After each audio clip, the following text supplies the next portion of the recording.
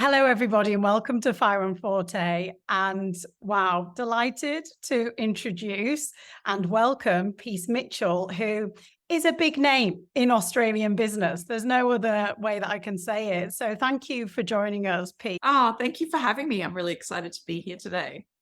We've got lots to dig into, and I think it's just so crucial to tell the audience that, well, I'm going to tell you that for me, one of my hashtags for turning 40 in my mind was that this was going to be my best decade yet. And the more that I've learned and read about you, the more that I think, oh, hang on a minute, I think she's actually just had her best decade yet. So I think you're going to be on my vision board. You're the founder of the Women's Business Network, the co-founder of AusMumpreneur. I don't need to tell you these things, sorry, to the audience. Peace is the founder or maybe co-founder of Women's Business Network. Yep. Co-founder of AusMumpreneur. She's also an investor, a TEDx speaker, and a publisher. So I've spotted at least 2 books that you've put out there. And like I said, she is just a really big name in Australian business, really vocal for women in business. And I think that the most recent example of this is probably one of the best, that the investment fund that Peace and her team have launched aims to change the trajectory of funding for female entrepreneurs to ensure that women have the seat at the table and that the economy benefits from women's ideas and innovation. Amazing. So to know that you're actually doing so much work on this and that you're working with government and business is just amazing. How did you get there? Oh, there's so many things I could talk about. I think having a co-founder is a huge part of it for me. My sister and I founded our business together back in 2009. And I guess we've just followed our intuition a lot of the time, but we've also been very focused on our why. So we realized that our why was to look after women, particularly mothers. That's always been our focus, and ensure that mothers are fulfilled and happy and well. Because when women are well and happy and fulfilled, they're better able to care for everyone else around them. And so the ripple effect of that is very powerful. They're available to care for their husband or partner, their children, extended family, people in their community as well, like their neighbors and everyone else. And so if women aren't well, which, we are seeing a high rate of burnout among women at the moment, but when women aren't well and they can't look after themselves well, then what happens to everyone else? The ripple effect of that can be devastating. So our why is huge for us. And using our work to amplify women's messages, to amplify their ideas, to elevate and celebrate women, to empower women, to show women that they are incredible and magnificent and so talented and have so much to give to the world, and helping them to step into that and embrace that. That's been our life's work. And I think that's the thing that has kept us going. There's been a lot of hard times and challenging times, as there always is in business. And I think if we weren't doing something that we were so passionate about and so focused on, we probably would have quit and gone and got jobs at Bunnings or something like that. But because we have that focus and drive, it's kept us going, and it's inspired us to do more and more. How could we help them with this? Each time we see a problem, it's inspired us to well, maybe we could do this and give this a go. And the more that we've tried new things, the more that things have, taken off. And the investment fund is one example of that. There's such a need. It's such a problem. And we've been thinking about it and talking about it for a number of years. And we were like, well, what if we pulled together our community and gave people the power to become the investors, gave women the power, and then we're able to invest in female founders within our community? What impact would that have? And so we're very excited about the potential for that. In Australia in 2022, the stats had been around 2.7% globally, but in Australia, 0.9% of women-led businesses receive funding. And for women of colour, that number was 0.03%. And it's just insane. It's insane. These are incredible women with incredible ideas, and it's a missed opportunity.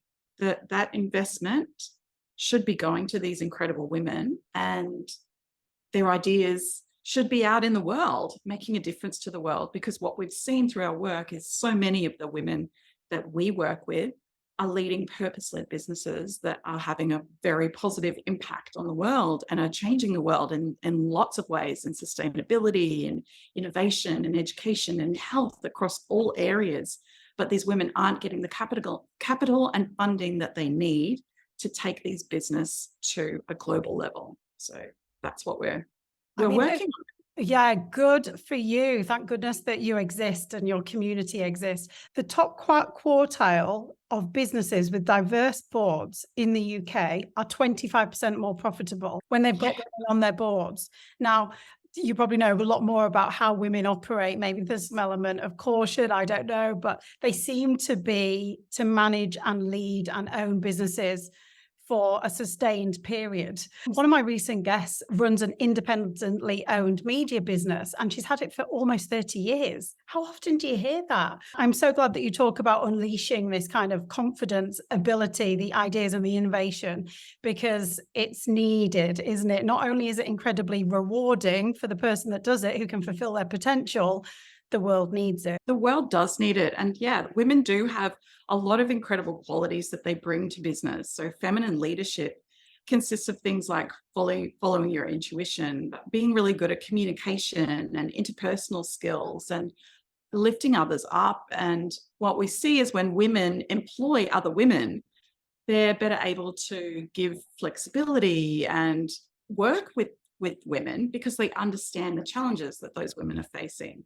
So there's lots of leadership skills that women bring to the table as leaders in business, which are being missed out on when we're not giving the capital and opportunities to women-led businesses. So if we go back to you starting, because you talk about following your intuition, and that's to the extent of at some point you must have wondered, where does the money come in? Because you're doing the right thing, but at what point are you making money? I'm wondering what that first step was for you. I think it was back in 2009. Did you say that you launched Business Network? What was that first step? What did that look like? Well, my sister and I had been running a non-for-profit before that. So we knew what it was like to work and not be paid, because we did that for 2 years. But we also knew that that not-for-profit was very successful. It was incredible. We really did make an impact in our local community. We won awards for that non-for-profit.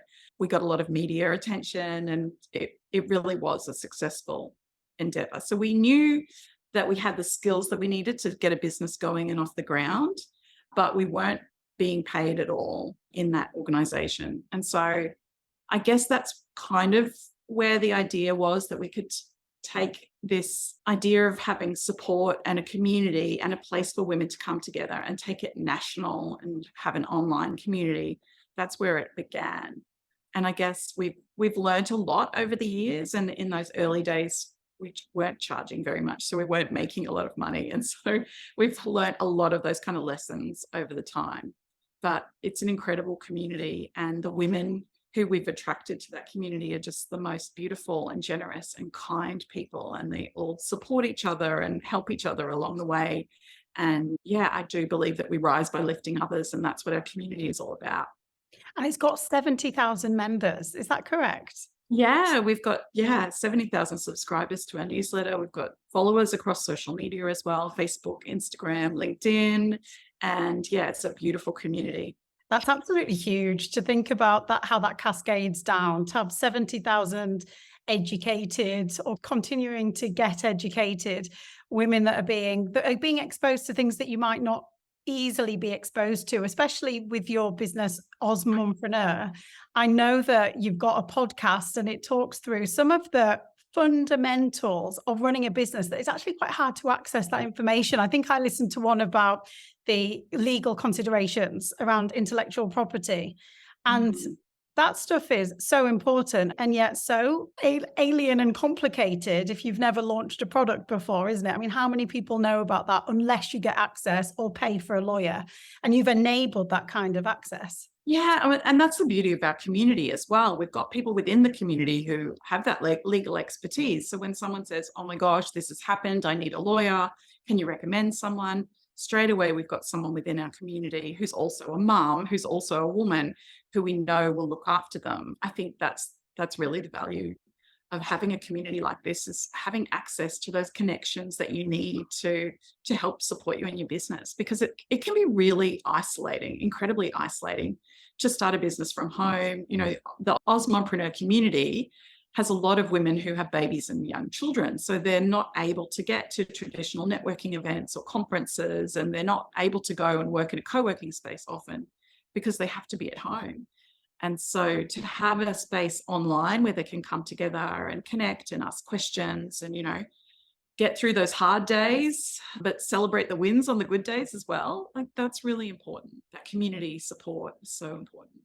There must be so much energy in those groups online and also when you meet. I mean, it must be so inspiring, like you say, especially if you're working from home, whether you've got children or not got children, that can be just a little bit isolating. Sometimes you don't even realize it, do you, until you get with a group of people that you think, oh, I needed this. Do you get, what are those groups like when you all get together, and what do you do when you're together? Yeah, well, once a year we hold the annual National AusMumpreneur Awards and Conference. So women from all over Australia fly to Sydney or to Melbourne, depending where we host it, each year to celebrate. And we have about 500 women in the room, and the energy is just incredible. It's just, yeah, it's so wonderful bringing everyone together. And people come to the event and they might not know anybody, but by the end of the 2 days, they've made new best friends. And, you know, years down the track, you see them collaborating and working together and still connected. And that's really beautiful to see. And yeah, it's a really special community. And I can now make a real direct connection to the investment fund. So when you talk about which I've seen some great press about, I think "Let's get her there faster" is one of the taglines. Is that right? Yes, yes. Yeah, there's an awesome picture of you all in the brand t-shirts. So is that the concept then, that community can invest in each other? Do you mind talking us through how an investment fund works? Well, your investment fund. Yeah, so ours will be an investment circle. So it's a bit different, I guess, to other traditional VC models, but we do things differently. So it works for us. And our vision is to enable the community to invest together. So from as little as $1,000, you can become an investor and be part of it. And then we'll host a pitch event where people who are seeking funding pitch their idea, tell us about their business, talk about the traction that they've had, and talk about how much they're seeking. And then as a group, we will select which founders to fund. So that's the vision for it. And we've been running the AusMumpreneur Awards for 13 years. And what we've realized is that we've found really successful women early in their journey through these awards. So these women, they come to the AusMumpreneur Awards in their first year or two in business. And then from there, they go on and they enter other awards. And we've seen women who've entered at our awards at the start, and then they've won the big Telstra Women's Awards, or they've won the Australian Export Awards. And we've been part of that journey. And, you know, if we could invest in them and help them get started, and let's go to there fast, if we'd been doing that from the start, we'd be part of these incredible success stories that we're seeing happening. You know, one of our former AusMumpreneur Award winners just exited her business last year for $140 million. So there are incredible women in this community, and they deserve the capital and the funding and the support to get them to where they want to go. They've got big dreams and big ambitions and solid business plans. Let's give them that support they need. That's absolutely amazing. And you've got all this potential that without a community like yours could just be another dream. But it's often, where do you get access? Where do you get funding? Where do you get mentors? So that's brilliant. And then the more that people invest, the more that these women build up their own wealth, the investors, and the more that there's more in that circle to go around into more female founded businesses, isn't it? So how brilliant. Your purpose must just be greater than ever. Yeah, we're really excited about getting it going, and really where it can get to. And, you know, it's early days right now, But I look forward to, in 10 years' time, what will it look like then? Because AusMumpreneur in the first year of the awards was this tiny little event. There was, there was kind of 30 or 40 people there. To today, there's 500 people and people watching online as well. We had 30,000 watching live online around the world via live stream. So yeah, the potential for this is to be huge. So we just keep working away, taking each step and solving problems as we go. That's brilliant. I'm going to say these words quite a lot, I think, throughout this conversation. Now, taking that first step for you, I'm really interested in knowing what your background was before that and whether we're talking about Fire and Forte. And I think one of the things that I'm really noticing is your courage. And I'm wondering if that's something that you've always had this sense of conviction, or whether you saw a need and just decided to take a jump at a time that the need required you to? Yeah, well, the first part of the question you asked about my background, I was formerly a primary school teacher. So as a teacher, you do have to have lots of skills, people skills, managing lots of different things happening and the planning that goes with teaching. I didn't necessarily have business experience, but I do come from quite an entrepreneurial family. And my sister, who's my co-founder, worked in event management and hosting large-scale community events. So we had quite complementary skills. So that helped. And then in terms of courage, I think there's been times when I haven't felt courageous or brave, and it has been pretty scary. But I think as time's gone on, I've definitely become more confident. And there's something that my sister and I say to each other all the time. It's an experiment. So each time we launch a new project or idea, we treat it like an experiment. It's going to tell us whether the market wants what we're offering, whether our idea is a good idea or not, whether it needs tweaking, whether it needs to just be thrown out and never spoken of again. So having that mindset that not being afraid of failure has been a game changer for us, because we did have a lot of fear in the early days. Or what if we put this out and then no one buys tickets and everyone knows, and how humiliating that will be. And that held us back. I know that it held me back in a lot of ways, that fear of what will everyone think if it doesn't work. Whereas now it's like, well, if no one buys any tickets, we'll know that no one wants to buy tickets to that. But it's okay, because we know that they want to buy tickets to other things. So let's do an event that's different, and it's like that. So I think we're learning all the time as entrepreneurs, and you have to embrace that kind of mindset that it's an experiment, and it's okay if it doesn't work out exactly as you imagined it, because the market will tell you what they do want and what they don't want. And as long as you're flexible and able to pivot and pay attention to what they're telling you, it'll be okay. Very wise words, because actually any rejection is data. And rather than thinking, I mean, I've recently started doing lots on social media linked to Fire and Forte, and would absolutely cringe at getting no likes. And then you think that is data. It's just not engaged anybody. And I think your fact about if they don't buy tickets, will change it up. And the headline, "It's an experiment," is so helpful to think it's not, we're not going to live or die by this. Yeah, that's right. It's okay. It's okay if you end up canceling that because it didn't get enough sales. It's fine. As long as other things in the business are still going along, it's all going to be okay. So, and if you didn't have that courage, you wouldn't have reached 30,000 at one of those events, which just demonstrated the need. So it's maybe iterating it. And I think it's helpful to note that I have seen you in the media pretty much ever since I moved to Australia about 6 years ago. And the execution of your work is so excellent that I think it's easy to put someone on a pedestal and forget that there's a real person behind that who's actually got a mantra of it's an experiment. But your execution, everything is so professionally done, with great headlines, with great, your why is always expressed in the articles that I've read. So I also think it's an experiment, but make sure that you experiment in a high quality way.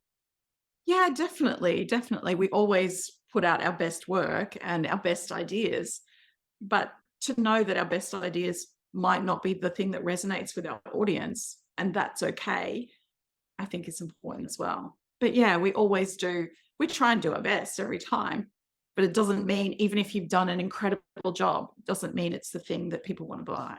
Yeah, So brilliant. And that's come from experience of, 10, 20 years of working in this field. So yeah. there's some big things on your CV, like we referenced earlier. I don't know which one to go with first, the TED Talk or the influence that you've got at government. Which one would you, which one can you talk us through around how, let's talk about the TEDx talk that you did on the economy of connection. Is that correct? Yeah, the connection economy, it's about our community, you know, and the power of sisterhood and the power of working together and using your connections to help you to reach your goals, but using your connections to help others to reach their goals. And that's just been so powerful for us. The ability to have people around us who are willing to help us, like, that's huge. And of course, we're willing to help them. And that collaboration and the reciprocity is what has built our whole business from the early days, you know, when we didn't have any budget behind us and we had to do contra deals and collaborate with people to do marketing giveaways on Facebook and things like that to just get us started and get us going. We're still doing that now, but it's on such a bigger level. And that's what the connection economy is about, the working together, supporting each other, helping each other, you know, finding each other the connections that we need to take our business global and international and expanding into new markets. And that was the TED Talk. But the journey to get to do the TED Talk, oh my gosh, because I do lots of talking. We've been running our business for 13 years. We hold a national event in Sydney and Melbourne every year. So I'm used to public speaking. But I think because the word TED was in it, it just put this whole extra level of pressure. And the fact that you have no notes and you have to rehearse and memorize a whole 18-minute speech was a whole new level of pressure for me that I didn't realize would be as hard as it was. So yeah, it was a great sense of relief when I got through it on the night and I didn't make a mess of it. But an incredible experience to be part of the TEDx community and be recognized as a TEDx speaker for sure. And I'm thinking about doing another TED Talk. Oh, wow. I would have thought it would be like those people that run marathons. I always think like maybe just do it once and then you can say that you've done it. 18 minutes, no notes. How long were you rehearsing that? A big spotlight on you and a dark audience. I rehearsed it for a good 2 months, I'd say. And I remember I would put my headphones in. I'd recorded myself speaking. I'd listen to it and I'd walk my dog and I'd be saying it over and over. And then I'd let the dog off the lead and she'd go for a run and I'd be saying my speech out loud and she'd look at me, she'd talk, and then she'd go, oh no, it's just this TED Talk again. And she'd run off. But yeah, it was lots of rehearsal. I'd play it in the car. I'd practice for the kids. I'd get friends to watch me on Zoom and give feedback. And yeah. I mean, they're good tips, but also I guess it's just on the night. You've got one chance. Is that right? There's no re-records.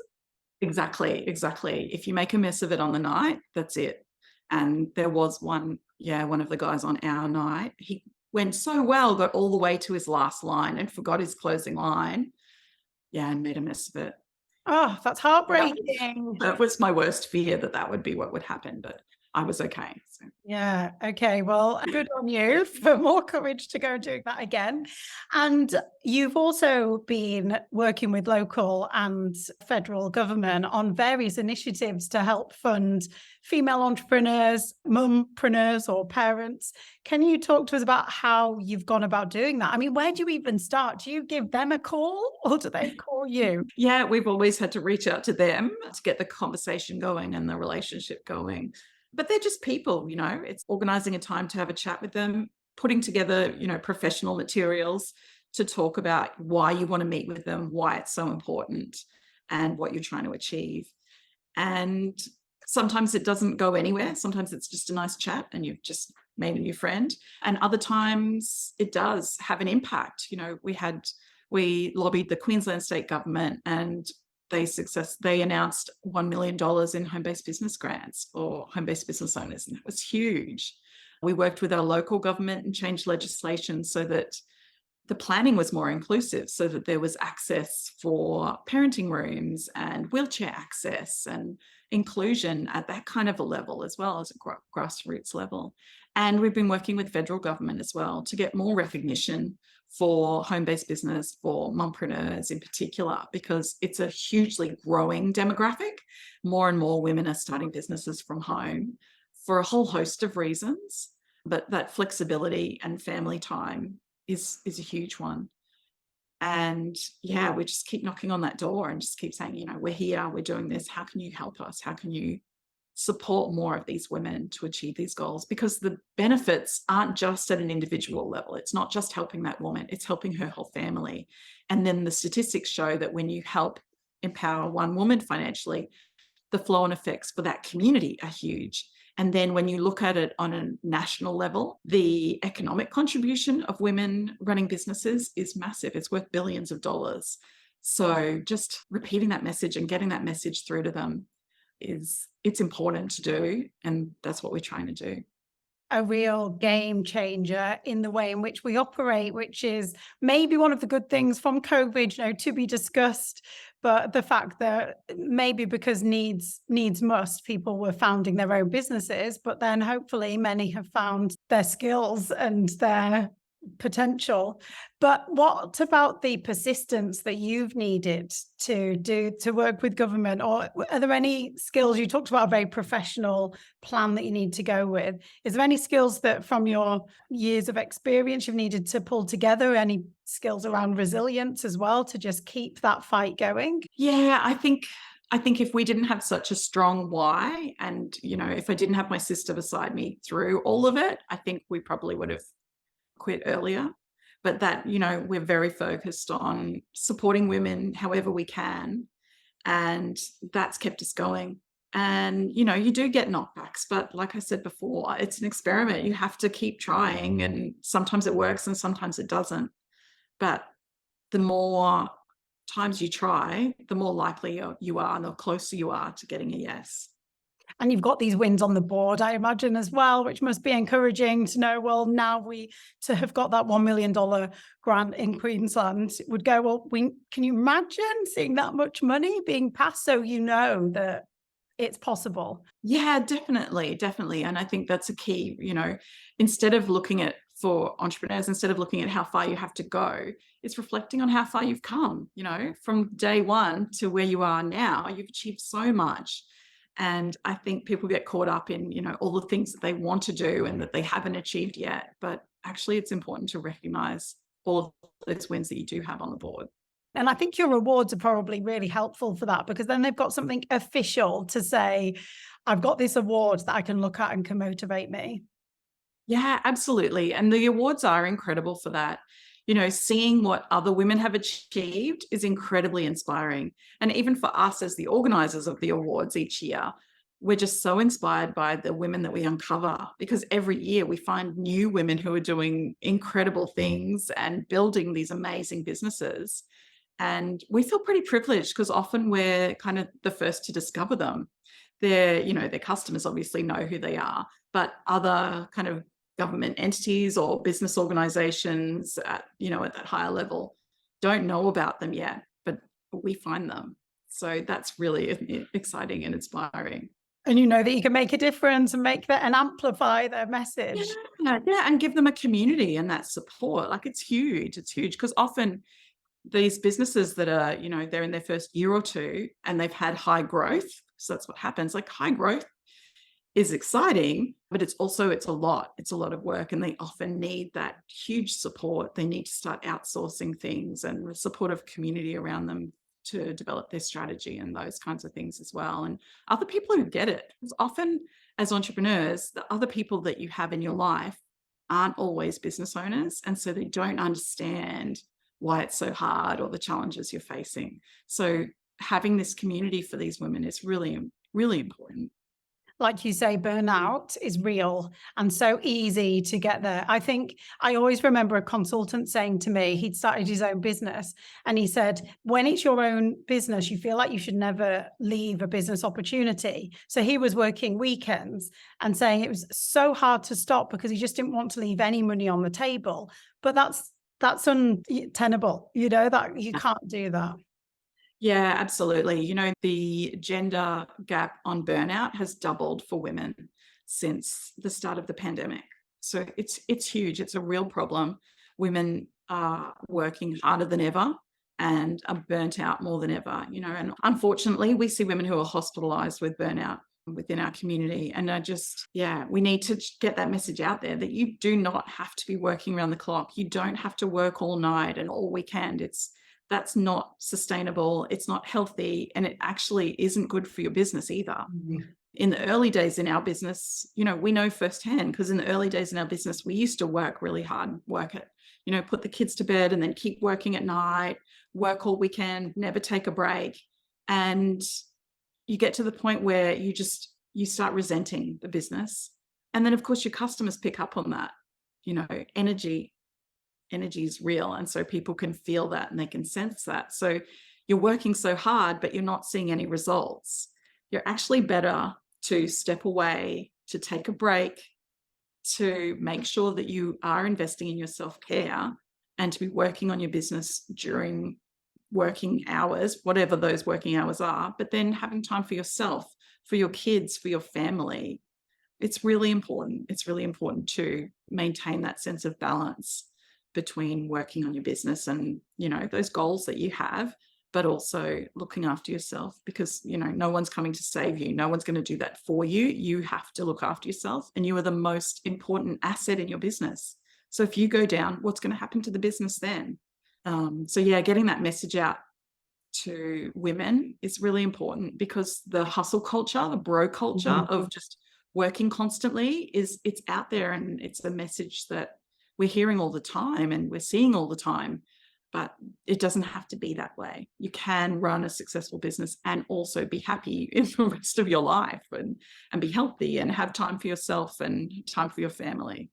I think that hustle culture is so prevalent, isn't it? That it says you don't get anything without hard work. And yeah, it's true. I mean, I always think what impact that might have on a 20-year-old or 25-year-old. But yeah, to mums as well, the old adage of you need to put your oxygen mask on first before you can help any others is so important. And it sounds from what you're saying as well that actually you have to be quite strict with yourself to think, I'm feeling tired. All these people rely on me, including my customers, including my business.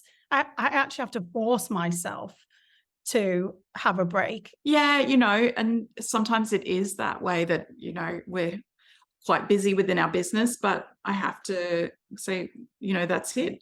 I'm out of the office now. If people message me, I'll say, I'll come back to you tomorrow when I'm back in the office, and maintain those boundaries, because otherwise, I could work all day and all night. I love my business. I'm so passionate about it. It's so fun and exciting and amazing.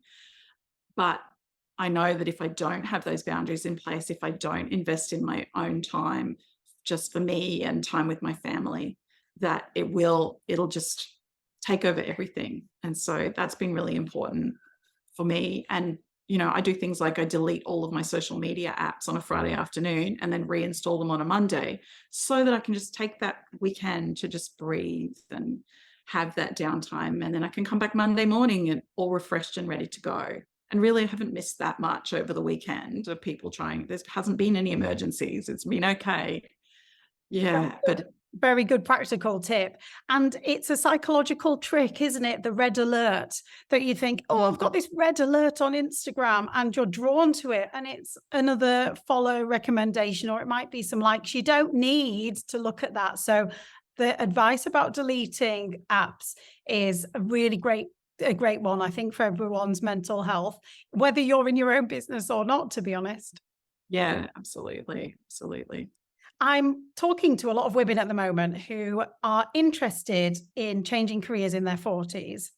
And I really love that you were a primary school teacher that now has got a business network, an investment, all of the list that we talked about earlier. Obviously there's so many skills when you're a teacher.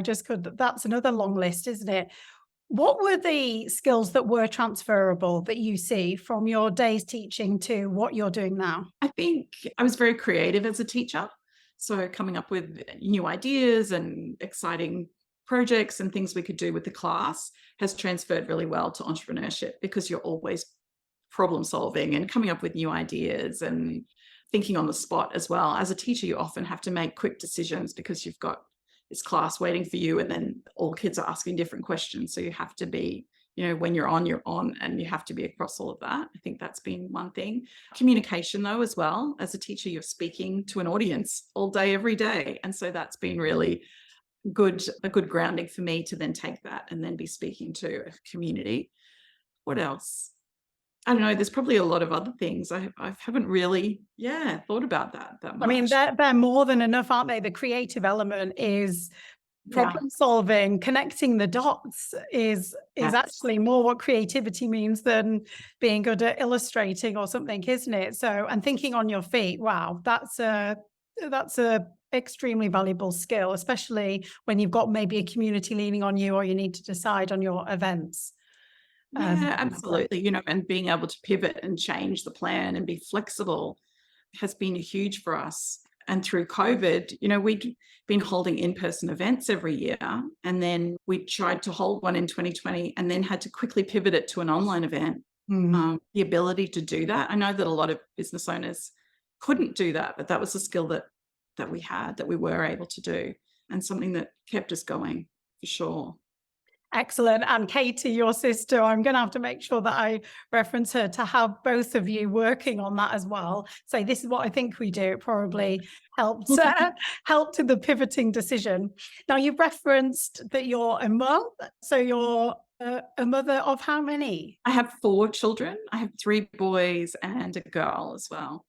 Yeah. Good on you. Life must be quite busy. I'm keen to know about your lifestyle and how is there such a thing as compartmentalizing between mum and businesswoman, and how you manage wearing those different hats? That's a good question. I think as a business owner, your business is part of your life. And so when we do our business planning at the start of each year, we look at our whole life, our life as a whole. What are our dreams for our business, but also what are our dreams for our family and for the things we want to do with our families. And because my sister and I are family and our kids are all cousins, we often plan things that we're doing together, weekends away and things like that with the kids. And then we look at things that we're doing within the business as well. So trips to conferences and different things like that. So I think looking at it holistically and not compartmentalizing things, if that makes sense, from that perspective, like looking at the big picture overall. But then, as I talked about before, having boundaries around, this is work time and this is family time. That's really important as well. But then of course there's always crossover too. So my eldest son's working for us within the business at the moment. And I love involving the kids in what we're doing and talking to them about the books we're publishing and the conferences we're holding and different things like that. So I know that running a business and being a role model for them has been really important as well. So for them to see me following my dreams, that's huge, and they each have their own dreams of things that they want to achieve as well. And I know that seeing me doing these things, bringing out new books, running awards events and doing a TED Talk even, is inspiring for them to think about what they can achieve and what they can do. And practical tips as well. There is nothing that school or uni or anything can replace versus real life experience of being involved in the business. And do you get much time for friends, dates, spa? I do. I love retreats. So I've committed to going on at least one retreat every year. I think the first year I ever went on a retreat was 2016. And after that retreat, it was so good. It was so life-changing. I was like, I'm doing this every year for the rest of my life. And so I do commit to doing things like that for myself, because, investing in your personal development is a big part of business success. I think it's often underestimated. We spend money on things like marketing and accounting and all the other things, but actually personal development is really an important thing. We are our greatest asset in our business. And so we we need to look after ourselves. Very good point yet again. I mean, you think about sleep and how much I was brain dead yesterday because I'd had a bad night's sleep, and today bounced out of bed, good night's sleep. So if you've had a few months of being incredibly busy at work and then you get to go to a retreat, and I imagine that's relaxation, but is it any development in terms of business development for you as well, or is it purely relaxation? I go to all sorts of different retreats. So sometimes I'll go to a yoga retreat, which is very much, it's about yoga and healthy eating and just having some mindfulness and downtime. But I also go to more spiritual retreats, which is about personal development and tapping into your intuition and all of those sort of things. And then more business focused retreats as well, which are about business planning and thinking about business strategy. So I like to mix it up and do a bit of each. That Yeah. sounds absolute heaven. All of those. I think I might have to put that into my business plan for 2023. Now, obviously, you're on Fire and Forte. That's all about finding your passion, which is fire, and then Forte, which is using your skill sets and your strength as you move into this phase of life. And I think we've covered a lot of evidence about you're very purpose driven, and you've applied your skills that keep evolving into lots of different areas. But I'd be really interested to know what advice you'd give to someone, both when they were 20 years old, that you have found most useful, and also for someone that's maybe in their 40s and they're not there yet, feeling their fire or their forte. I think that my advice would be that everyone has ideas, but not everyone acts on them. So if there's something that you want to do that it's calling you, that your intuition is telling you, you should try this, it's going to be good, that you should have the courage to give that a go. And, like I said before, it's an experiment. Maybe it won't work out straight away, or maybe it'll take a little while, but unless you give it a go, you'll never know whether it would work or not. And so I think that would be my advice, because I know a lot of people are afraid of starting a business, of trying out their idea, of going into a new industry or trying something, even though they've got that strong calling in their heart telling them to do that. And so that would be my advice, is to listen to that calling, to listen to your intuition, and to just give it a try, see if it works out. That would be the advice that I wish someone had given me when I was younger. Wonderful. And I think we all do get these little ideas, don't we? And never even consider to apply them in real life. And what a waste, because later in life, you realize that the thing that you used to pretend or like playing out or whatever when you were a child is actually what you were meant to do in your adult life. Yeah, absolutely. Absolutely. And often society conditions us to think that we have to be something else, that we have to have a stable government job as a teacher, or, our parents might have an expectation that we should be a doctor or a lawyer, an accountant, but your calling might be telling you to be something else. And so having the courage to step out of that and to not worry about what everyone else thinks and focus on what you want and what you think, I think that's so important. And so fulfilling as well. Life is short. You may as well fulfill your potential. Yeah, absolutely. Wonderful. Now, I would like to close on making sure that we reference your books, because I'm sure that listeners would like to know about those. So could you talk to us about what books you've got out there and what they're about? Yes. We just launched this new book. It's called Ignite, and it's about sparking the fire in your business. And it's business advice and stories and inspiration from incredible businesswomen. There's 24 authors in this book. And they share their stories and advice in here. And it just launched this week for International Women's Day. So congratulations. I didn't actually realize as well the perfect fire link. So I can't wait to link that up to any post that we do about them. Brilliant. Yeah.